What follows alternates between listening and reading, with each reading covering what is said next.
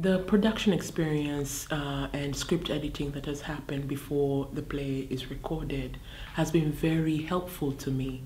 You know, as a writer, sometimes you think that editing is about making things grammatically correct or something like that, but it also comes into the process of making the story more alive, because another person's perspective helps you to understand that when you say something that in your context would be an immediate response, in an international context it needs a little bit more for people to all understand what's happening in the story at that particular time. That was one. Secondly, radio as a medium is so powerful in the sense that a person is within the story when they're listening to it.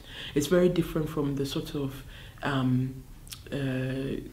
spectator almost of other mediums. For radio, you're in the middle of the action. The person is talking to the right of you, to the front of you. When it's a market, you're all inside the market and you're responding to these things as they happen. And so to be able to have that sort of organic feel come off the page is what, you know, Helen Perry and Rose Ward, who's my director, have been trying to get. And then to have it have the play have a crossover appeal. I write predominantly for Ugandans. That's my passion, is because I think that our stories have been written for an international audience over the years, and so when we read these stories or when we listen to these stories, it's almost as if it's happening to somebody else.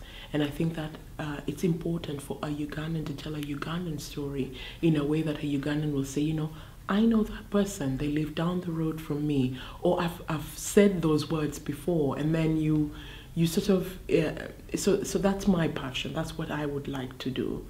And to have to connect that with international standards, because I'm working with people who've been in this business for many years.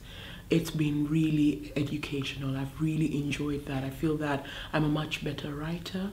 I think that even in terms of listening to radio plays, I now, when I hear something, I know, aha, you know, that's the bit you have to write in, and it's been a really wonderful experience.